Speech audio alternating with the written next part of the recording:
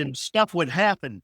And I would stand watches at these places and people would tell me paranormal activity that would happen. And I didn't realize I had started ghost hunting before it became mainstream. Cause I remember standing watch at this one place. We had to sleep there and everybody told me it was haunted. And they said, yeah, stuff like the typewriter. Somebody will be typing at night. And I said, well, has anybody ever thought about putting a piece of paper in the typewriter and seeing what kind of message we're trying to get? And everybody looked at me like, what?